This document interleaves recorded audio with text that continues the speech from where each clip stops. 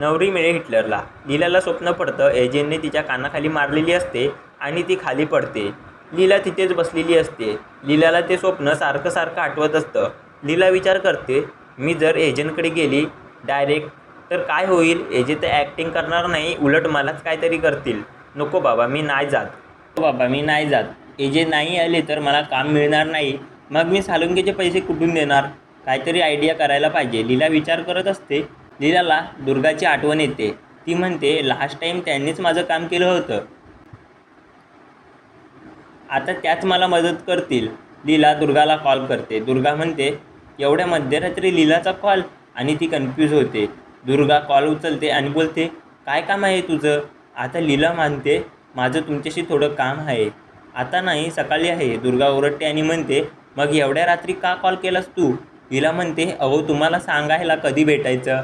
लीला म्हणते मी उद्या सकाळी येते आणि तुमच्या बंगल्याच्या बाजूचं गार्डन आहे ना तिथे भेटते. दुर्गा म्हणते नाही नको नको, तिथे नको, कुणी बघितलं तर खूप प्रॉब्लेम होईल, आपल्या दोघांची वाट लागेल. लीला म्हणते मला काही माहीत नाही, तुम्हाला यावंच लागेल आणि कुणी विचारलं ना तर मी बोलेन दुर्गा मॅडमनी बोलवलं भेटायला. दुर्गा पुढे बोलायच्या आधीच लीला कॉल कट करून टाकते. इकडे श्वेता घरी येते. तिची चिडचिड चालू असते. श्वेताला सगळे बोलल्यामुळे तिची खूप चिडचिड चालू असते. श्वेताची आई बोलते श्वेता काय झालं? तिकडे मला सगळे ओरडले, एजे पण आणि दुर्गा पण. श्वेताची आई म्हणते अगं एका कानाने ऐकायचं आणि दुसऱ्या कानाने सोडून द्यायचं. तुला माहिती आहे ना तू एजंटशी लग्न का करते ते? एजेची सगळी प्रॉपर्टी तुला हडप करायची आहे आणि कोण काय बोललं तर ऐकायचं नाही. तुला फक्त त्यांच्यासमोर दाखवायचं आहे की तू किती एजंटचा आदर करते. आता फक्त एकच लक्षात ठेव, तुला करून एजंटशी लग्न करायचं आहे. तर इकडे दुर्गाला भीती वाटत असते. लीला इकडे येणार आणि आम्हाला कोणी बघितलं तर गडबड होईल. लीला झाडांमधून आतमध्ये येते आणि ती आवाज देत असते, पण लीला म्हणते नको, आवाज सगळ्यांना जाईल. इतक्यात दुर्गा आतमध्ये जाते आणि ती नाटक करत दुर्गा पाण्याचा ग्लास घेऊन येते. लीला तिच्याजवळ पळत पळत जाते आणि पाणी पिते. बोलते की किती तहान लागली होती ना, तुम्हाला काय सांगू? लीला म्हणते मला तुमच्याशी महत्त्वाचं बोलायचं आहे. दुर्गा आजूबाजूला बघते, कुणी येत तर नाही आहे ना. तर दुर्गाला एजे येताना दिसतात. दुर्गा म्हणते जा आता तू लप. दुर्गा एजंटकडे येते आणि म्हणते एजे तुमच्यासाठी पाणी आणलंय. एजे म्हणतो अर्धा ग्लास पाणी देणार आहेस? दुर्गा म्हणते नाही एजे सॉरी.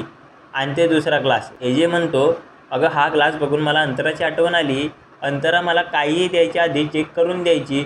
दुर्गा म्हणते मी दुसरा ग्लास आणते. एजे म्हणतो राहू दे आणि ते पाणी पितात. दुर्गाला आठवतं की हे पाणी लीलाने पियालं होतं. ती एजेकडे बघत राहते आणि एजे निघून जातो. दुर्गा लीलाजवळ जाते आणि म्हणते काय काम होतं तुला? लीला म्हणते एका ॲडमध्ये लीड हिरोईनचा रोल मिळाला आहे मला. दुर्गा म्हणते मग मी काय करू? ॲक्टिंग करायला येऊ का तिथे? लीला म्हणते नाही हो, तुम्हाला छोटंसं काम करायचं आहे. एजंटना त्या रोलमध्ये ॲक्ट करायला लावायचं आहे. दुर्गा ओरडते आणि म्हणते डोक्यावर पडली आहेस की काय? एजंट तिथे काम करतील? जर एजंटना ॲडमध्येच काम करायचं असतं तर इथे ॲड एजन्सीची लाईनच लागली असती. तू काही पण काय विचार करते, बोलताना जरा विचार करत जा. लीला म्हणते अहो माझ्या आयुष्याचा प्रश्न आहे. नाही नका म्हणू ना, एजंटना तुम्ही कन्व्हिन्स करा ना थोडं. दुर्गा म्हणते एजे नाही करणार. लीला म्हणते म्हणजे तुम्ही आता काय माझं हे काम नाही करणार? बघा तुम्ही आता मी काय करते ते. तुम्हाला गरज होती तेव्हा तुम्ही माझ्याकडून काम करून घेतलात. आज मला गरज आहे तेव्हा तुम्ही नाही म्हणत आहात. दुर्गा म्हणते काय करशील तू लीला? लीला म्हणते तुम्हाला ब्लॅकमेल करणार आहे. मी एजंटना सगळं सांगून टाकणार. बघा आता तुम्ही एजंटना कन्व्हिन्स नाही केलं तर मी एजंटना सगळं सांगणार, लग्न कसं मोडलं, का मोडलं.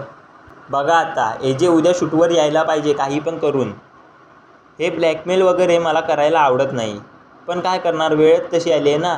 तुम्ही मला मदत केली असती तर मलाही ब्लॅकमेल करायला आवडलं नसतं, म्हणून मला करावं लागते. आणि लीला म्हणते मी आता जाते आणि ती निघून जाते. दुर्गा टेन्शनमध्ये येते आणि तिला तिचा सगळा प्लॅन आठवतो, कसं लग्न मोडलं. इकडे लीला शूटवरती येते. प्रोड्युसर म्हणतो एजे येणार आहे ना लीला? लीला म्हणते हो येतील 4 वाजेपर्यंत. प्रोड्युसर तिला रॉकेलचा कॅन दाखवतो आणि म्हणतो एजे नाही आले तर हा सेट जळेल किंवा तुमची डेड बॉडी बाहेर पडेल. लीलाला टेन्शन येतं. तर इकडे दुर्गा लक्ष्मीला सगळं सांगत असते. ती बोलते लीला कशी ब्लॅकमेल करणार आहे वगैरे वगैरे. लक्ष्मी म्हणते काय त्या लीलाचं मनावर घ्यायचं एवढं? दुर्गा म्हणते ती मुलगी कोणालाच घाबरत नाही. एजे नाही गेले ना तिथे तर ती एजंटना कॉल करून सर्व काही सांगेल आणि मग आपली काय खैर नाही. त्या तिघी पण एजंटना सांगायला जातात. तर लीलाचा इकडे मेकअप चालू असतो. लीला पण टेन्शनमध्ये आलेली असते. एजे नाही आले तर काय होईल आणि हा भाग इथेच संपतो. पुढील अपडेट पाहण्यासाठी तुम्ही आमच्या चॅनलला आता सबस्क्राईब करा. धन्यवाद.